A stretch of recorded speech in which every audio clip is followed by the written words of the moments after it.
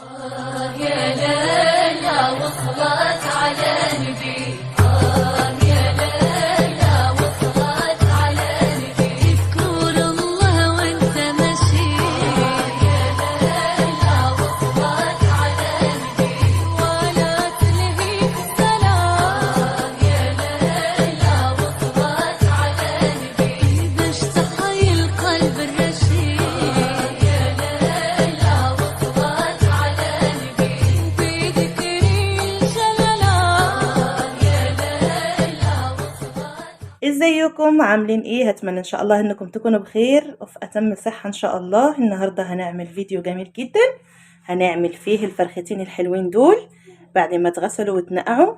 هنعمل بيهم وصفة مغربية اللي هي تعتبر اسمها وصفة الدجاج محمر بالبطاطس المقلية والزيتون.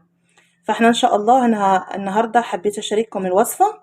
زي ما انتم شايفين عندي هنا فرختين مغسولين وكانوا منقوعين قبل كده، ومعايا هنا زي ما انتم شايفين كزبرة، وعندي توم مبشور او مطحون، وعندي هنا شوية هريسة بسيطة، وعندي ليمون معصفر.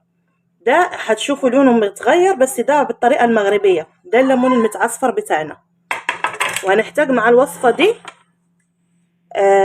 للتتبيلة بتاعة الفراخ هنعمل معاها فلفل اسود وملح وشوية بابريكا وشوية كركم وشوية زعفران ملون وشوية جنزبيل مع شوية زيت. احنا دلوقتي هنتبل الفراخ دي وبعد كده هنحطها على الحلة ونشوف هنضيف معاها ايه عشان تستوي. خليكم معايا. اول حاجة هنعملها يا حبايبي، هناخد المكونات اللي انا ذكرتها معاكم، الكزبرة والثوم والهريسة والليمون المعصفر، هنحطهم على الفرخة كده. هنحطهم عشان انا هنتبل الحاجة دي، الفراخ دول هنتبلهم بالمكونات دي زي ما انتم شايفين. وهجيب التوابل اللي انا ذكرت كلها هحطها زي كده. معلش يا حبايبي هشتغل بايدي عشان الوصفة دي لازم تدعي كويس بالايد. هدعك الليمون المعصفر مع الكزبرة زي كده والثوم عشان ينسجموا مع بعض، عشان نتبل بيهم الفرختين. هناخد زي ما انتم شايفين الزيت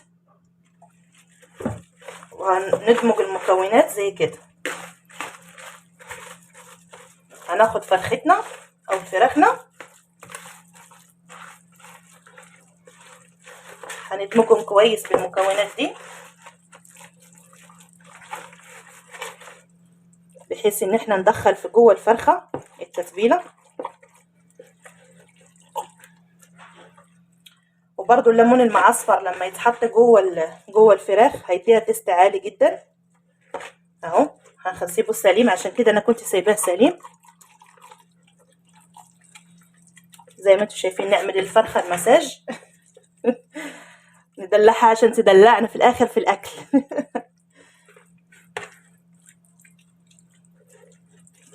اهو. ونعمل برضو هنا جوه،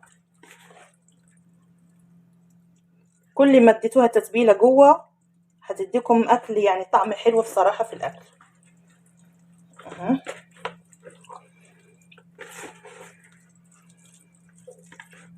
اهو.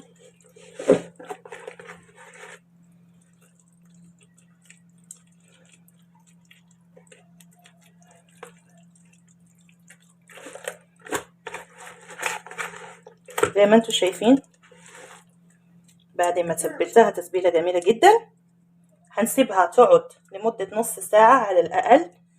الوصفه دي يا بنات كل ما تحطوها تتنقع في المحلول ده، طول ما ان الفراخ هتطلع طعمها احلى بكتير. فانا بقول لكم ان انا دلوقتي عشان مستعجله، فانا اسيبها نص ساعه واحطها تستوي. فانتوا طول ما انتوا سايبينها في التتبيله دي، مثلا تعملوها بالليل وتسيبوها في الثلاجه لغايه بكره الصبح، هتدي معاكم تيست رهيب رهيب. هرجع لكم بعد شويه لما نكون عايزين نسويها. ورجعت لكم يا حبايبي بعد نص ساعه. زي ما انتوا شايفين انا اخدت كميه بصل كده 4 أو 5 حبايات بصل، وممكن لو عندكم اكتر من كده اعملوا، طول ما هي يكون فيها بصل طول ما الحاجة هتطلع جميلة جدا. زي ما انتوا شايفين انا قطعت البصل بالطريقة دي. وهاخد دلوقتي الفراخ بتاعتنا اللي احنا تبلناها احطها جوه زي ما انتوا شايفين، والبصل ده والتتبيله اللي موجوده دي هاخد شويه ميه.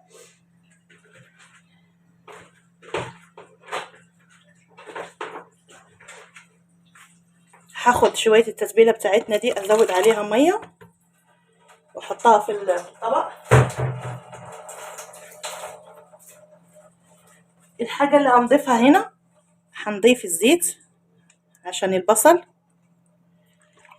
وهنحطها تستوي وبعد كده هنشوف تست الملح. بس هي الحاجه الوحيده ان احنا هنشوف تست الملح دلوقتي. زي ما انتوا شايفين هحطها على النار وهسيبها لغايه اما تستوي والفراخ بتاعتنا تستوي. بعد كده ارجع لكم تاني.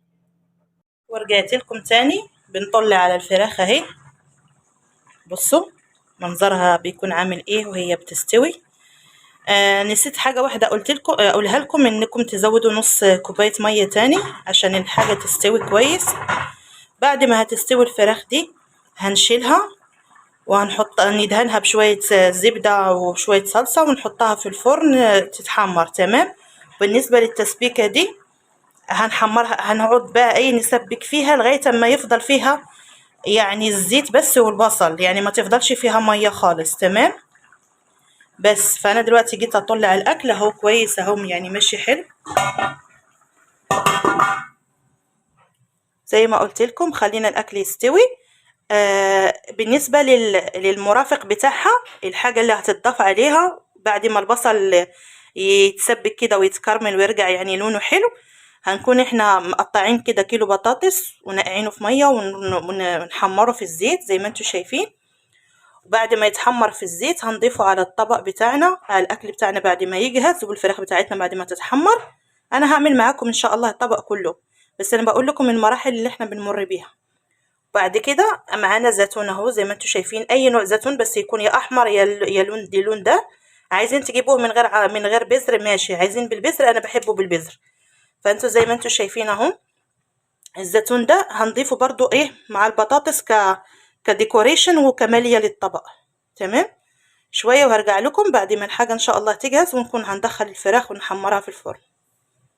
زي ما انتوا شايفين دلوقتي بعد ما شلت الفراخ حطيتها في الفرن، دلوقتي البصل اهو ابتدى يتكرمل، وانا المفروض اكرمله اكتر بس ضيوفي حابين ياكلوه كده. هو المفروض يتكرمل اكتر من كده، لونه يكون اكتر من كده زي ما انتوا شايفين. اللي انتوا شايفينه ده ان هو الزيتون اللي انا قلت لكم عليه، حطيت معاه الزيتون عشان ياخد من طعم الاكل.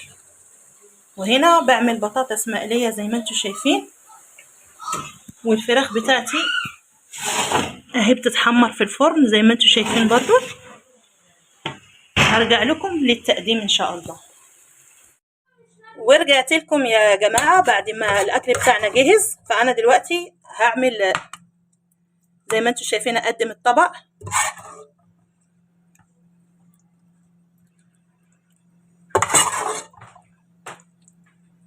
اتمنى ان شاء الله ان هو يعجبكم، بس جربوه فعلا هتحبوه كتغيير يعني للاكل بتاعكم.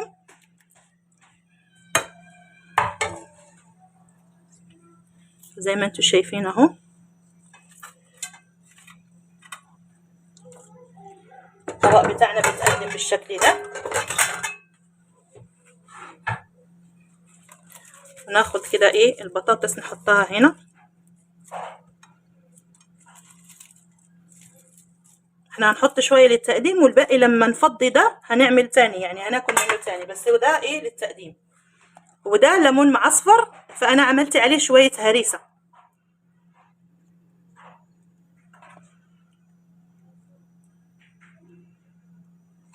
فهو ده الطبق بتاعنا. اتمنى ان شاء الله ان هو يعجبكم وتجربوه ان شاء الله. يلا سلام عليكم في وصفه جديده.